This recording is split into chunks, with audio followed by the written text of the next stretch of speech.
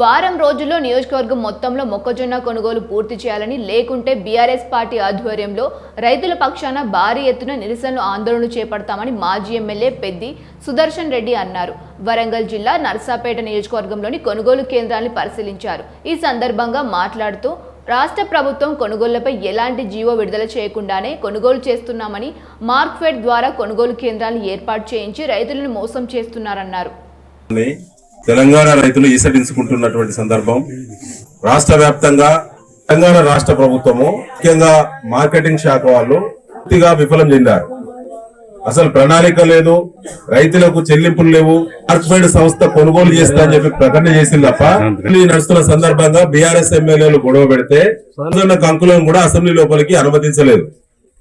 అప్పుడే అర్థమైంది మొక్కజొన్న పంట మీద తెలంగాణ ప్రభుత్వానికి, కాంగ్రెస్ ప్రభుత్వానికి శ్రద్ధ లేదు, వదిలేసిల్లు అని చెప్పి.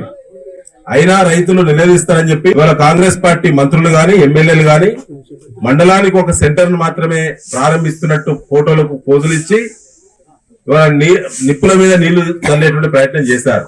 ప్రభుత్వ ఉద్దేశం ఏంటంటే మార్కెట్ ద్వారా మొక్కజొన్న కొనుగోలు క్వింటాకు 2400 మద్దతు ధర చెల్లిస్తామని చెప్పి ప్రభుత్వం ప్రకటించగానే ప్రైవేటు ఎవరైతే ట్రేడర్స్ ఉంటారో వాళ్ళు ధరలు పెంచుతారు కావచ్చు. పెంచగానే రైతులు మొత్తం కూడా ప్రభుత్వం మెడకు పడకుండా తప్పించుకోవచ్చు అనేటువంటి ఒక చిల్లర ఆలోచనకు కాంగ్రెస్ ప్రభుత్వం తెరలేపింది.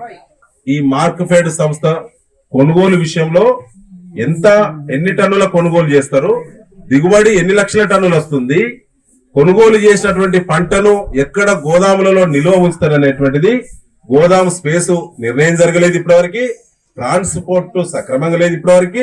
ఆ తర్వాత ప్రభుత్వం ఇప్పటి వరకు మార్కెట్ లో మొక్కజొన్న కొనుగోలు మీద రాష్ట్ర ప్రభుత్వము, రేవంత్ రెడ్డి ప్రభుత్వము జీవో కూడా విడుదల ఈ నిమిషానికి చేయలేదు.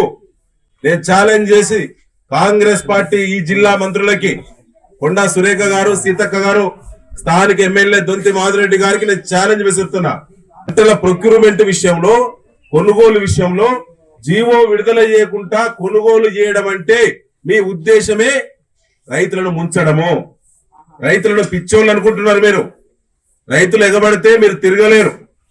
జీవో విడుదల గాని మార్కెట్ ద్వారా కొనుగోలు కేంద్రాలు మీరు ప్రారంభించి ఇవాళ రైతులను నెల రోజుల నుంచి కూడా మహిళా రైతులు, గిరిజన రైతులు, దళిత రైతులు, బలహీన వర్గాలు, పేదవాళ్ళు వాళ్ళందరూ కూడా నెల రోజుల నుంచి 45 డిగ్రీల మండు టెండల్లో మాడిపోతున్నారు. సిగ్గనిపిస్తలేదా మాధురెడ్డి గారు?